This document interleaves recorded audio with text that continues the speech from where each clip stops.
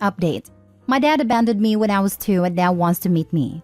I ended up living in 6 foster homes and faced a lot of abuse after my mom OD'd. Does it make me a horrible person to meet him just to tell him how I grew up?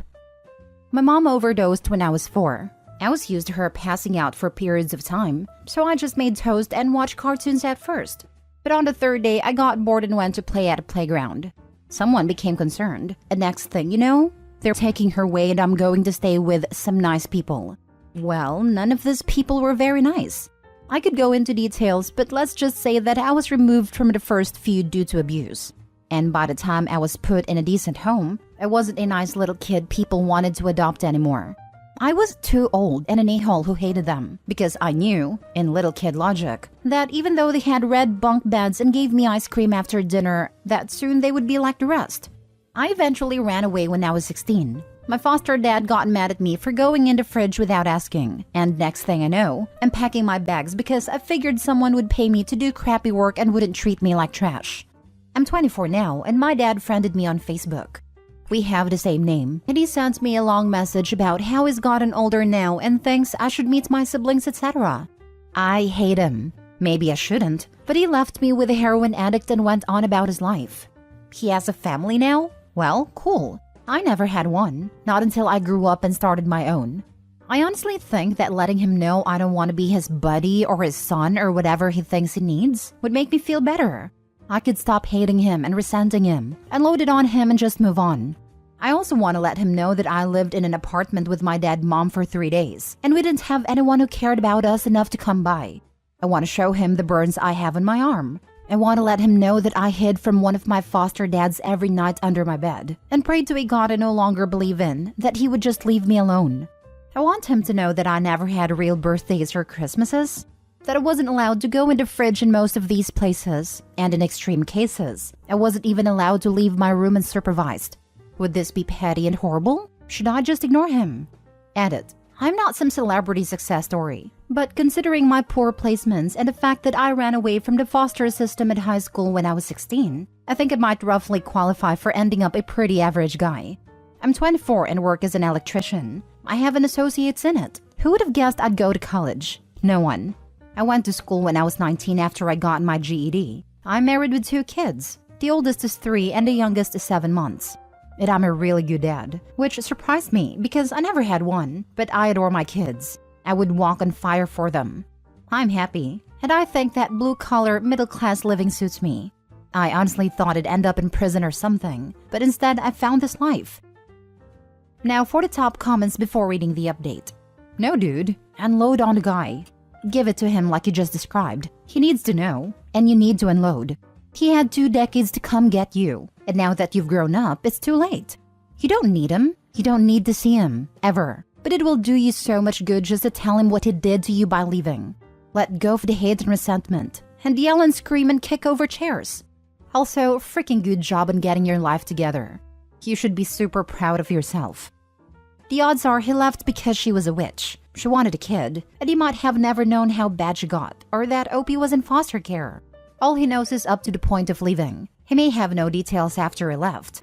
By all means, tell him everything since he did make contact, but the Opie isn't going to gain much. Maybe he will apologize for not knowing, but he cannot apologize for what the mom did. I don't think it would be good for either one to have a relationship at this point. They called him to see if he had any interest when my mom died. He didn't, and neither did any of his family. He then signed away any rights he had. And what did my mom do? Yeah, she OD'd, but she tried. She fed and clothed me and loved me. She was addicted to a drug and it was a horrible thing, but she loved her son. He walked away, and 22 years later decided to see how life treated me. As a foster mom, first I want to say I'm sorry. I hate hearing that kids get placed in situations just as crappy, and sometimes far worse, than where they are removed from when they should be placed someplace better.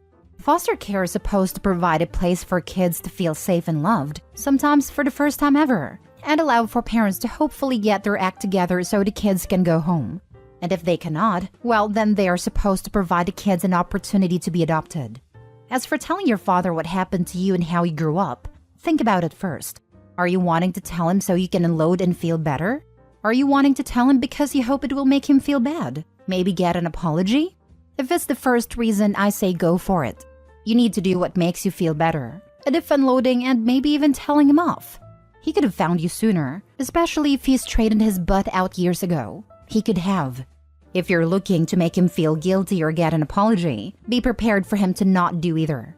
I am not saying he won't, but it's a possibility, and you may feel worse in the long run. That is not what you need, want, nor deserve.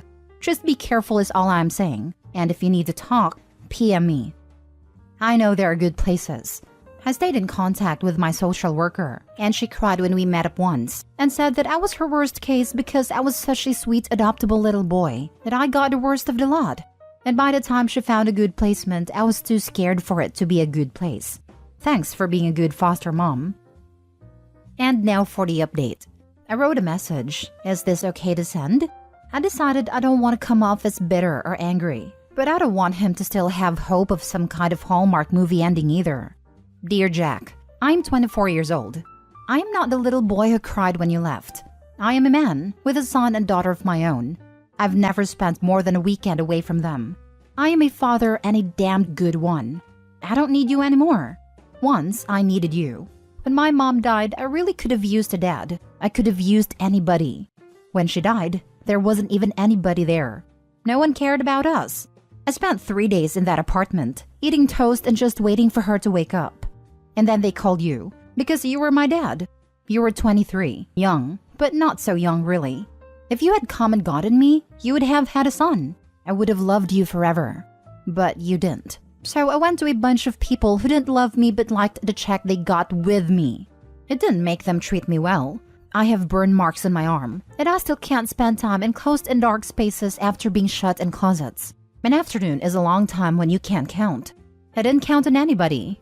I used to pray, the way Mom did with me when I was little. But after praying for someone to come and rescue me long enough, hiding under my bed and praying that my foster dad wouldn't come in and would leave me alone for just one night, I stopped believing in most things. I lived in 7 different homes from 4 to 16, and even the decent ones, I was never family. I didn't have real birthdays or Christmases. I wasn't allowed to go in the fridge and just get food when I was hungry. When I was 16, me and my foster dad got in a fight over a ham sandwich. Boy, what are you doing in our things? And so I left. 16, with nobody to call and $40. I just walked away with a backpack. Anything could have happened to me. But I made it. I'm a man now, and I don't need you. I don't want you to feel bad. I just want you to know why I can't be your son. I'm 24 and have never been anyone's son. I don't know how, and I just don't have it in me. Jackson. Send him that letter. He needs to know that he failed. You did a great job writing this. He already knows, but I'm up for shaming bad parents any day of the week. He already knows and he is contacting him because he feels bad and wants forgiveness. In reality, he is the same egotistical a-hole. Once abandoned his son and now wants peace of mind because he can't sleep. Exactly this. My father's mother abandoned him and my 2 uncles when my dad was 5 and my uncles 3 and 18 months. Then my grandfather died when my dad was 11. That woman wouldn't have anything to do with her 3 sons. So they ended up with some distant relatives and were sort of okay. But she didn't give a damn. Fast forward 20-ish years to when my dad was about 33. She found God and called him out of the blue and said if God can forgive her, so can my dad. He said, GTFO, you crazy witch. She cried and said it was keeping her up at night, blah blah. And his reaction was, what about all the nights I had to comfort my baby brothers? She had nothing except to say how guilty she was now and how hard it is for her. This is also the same woman who out of the blue sent my gay youngest uncle letters saying he was condemned to hell due to his wicked ways. She hadn't spoken to him since he was 9 up until that letter, as she had heard he was gay and felt it was her motherly duty to protect him. My grandma is a witch. I see my dad once in a few years. I used to be constantly angry about how he has deeply hurt me by enforcing so many things on me, threatening me with clenched fists and red eyes, sending me to school in the middle of the winter while I was very sick, smacking me out of bed with a smirk on his face, sending me to a boarding school, etc.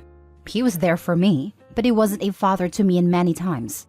I didn't grow up in a safe household, and I remember using my sleep as an escape from reality, which might be the reason why I get incredibly tired when faced with the kind of emotion my dad used to cause in me. To me, It still reads as though you want to hurt your father. Although this is understandable and justified when punishing him is the goal, it might not be so very helpful to anyone. The reasons for deep anger are always very good. Pain can be very deep and powerful. Certainly if this pain comes from your childhood, a phase in your life in which you are most vulnerable and you need caring and love more than any other time of your life. But think about a mental state in which you would abandon your own kids. Think about the confusion, the anger and despair, the helplessness and pain required to do such things. Consider the regrets and the guilt it would cause. The always nagging feeling in the back of one's mind about a son walking around there somewhere. What do you know about the root causes of his behavior? Was he himself abandoned as a child? From what I've heard, my father was mistreated even a lot worse than me. At a certain moment in my life, I learned to see the hurt and lonely child in him, and that made a big difference. You know what's best for you, of course, but have you considered what would be the most courageous, elegant, and healing thing to do for everyone involved? If someone told you a story like your own, what would be the very best advice you could give that person? Again, I don't know you or your father, and I don't know what's best for you. I choose to see my father once in a while, preferably to go for a long walk in silence, just to be with him as the person he is, not the person he was, the person he should or could be. Just me and him, enjoying nature and one another's company, as human beings, without power struggles, without fear or anger, just to be together in an uncomplicated way. It took many years to get there, and it isn't always easy, but it's more than nothing and gives both of us peace of mind.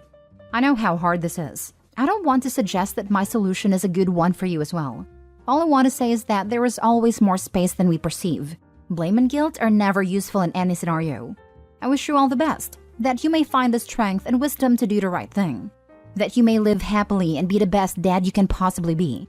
Let the pain end in you. Let your family be a new beginning in what is perhaps a long line of pain, passed through the generations. Lots of love from one dad to another. When I was 3 years old, my mom, my sisters, 4 and 6, and I were thrown out of our house in the middle of the night by my father. From that day, we have been through many hardships, including severe poverty, suicide attempts, abuse, etc. We practically lived on the street in a third world country, with nothing and no one to help us, but we made it. Today's my birthday. I became 22 years old. A stranger called congratulating me. He said he is my father and he wants to meet me. This is why I can relate so much to the OP. And this is also why there is not even a cell in my body that could understand a man that calls me a son. Understand why he didn't run after us, why he didn't fight for us, his children. It's okay if he hated our mom, but we were his children, and mom couldn't provide for us while he could, yet he chose not to.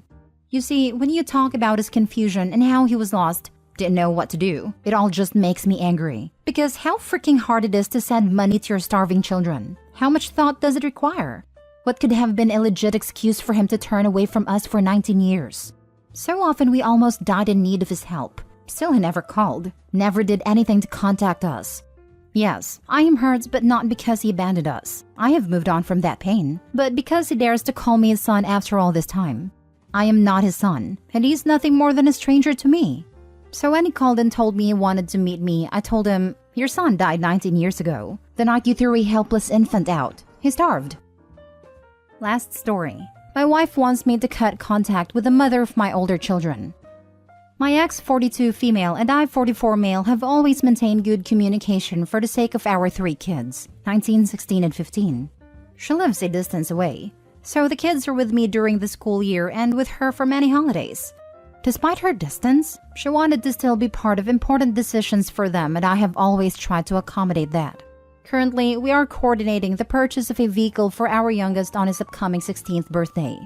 Today, my wife, 31 female, said that after my youngest with my ex turned 16, she doesn't want me to talk to my ex anymore unless it's a dire emergency. I asked why, and she said it's time to begin removing her from our lives. My wife said she is afraid that if I keep contact with her for much longer, it will have an adverse effect on our own kids, 8, 6, and 1, although I wasn't able to quite understand how. She said the kids are now old enough to keep in touch with their mom themselves, and if I continue to talk to her, it's for myself instead of them. I asked what is it specifically about my conversations with my ex she found objectionable, and I gave her my phone to look through my texts. She pointed out several texts where, among discussing logistics for the kids, there are occasional more casual comments like one of us making a joke about our job or mentioning what became of an old friend. These comments are usually tangentially related to what we are discussing about kids, and we always quickly get back on track. My wife says the conversations are like something between two friends, and my ex and I shouldn't be friends.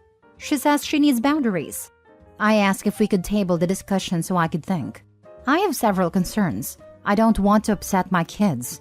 I don't want to ruin my good co-parenting relationship. However, I also don't want to upset my wife. I want her to feel comfortable and secure. What should I do? Now for the advice. Whether your wife likes it or not, your ex will always be part of your life. Her not feeling secure is something she needs to work on. Asking you to cut contact to your ex and the mother of your older children is unreasonable. Absolutely. They'll be in contact for the rest of their lives. Graduation, college, marriages, birthdays, weddings, grandchildren, etc. It's so much better for your kids if you all get along. She wants you to choose her over your kids. Is she willing to do the same? What kind of contact is she in with the father of her children? That's a ridiculous request.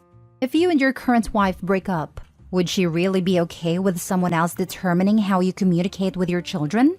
Children are forever. There's still school, breakups, weddings, grandbabies, other life events and minutiae that you'll need to discuss. Agreed. Your wife needs boundaries, OP, but she's not going to like the ones you should set. Which is mainly that your ability to co-parent collegially with your older children's mother is not determined by their age, is not subject to her input, and is more important than her insecurities. She also needs counseling.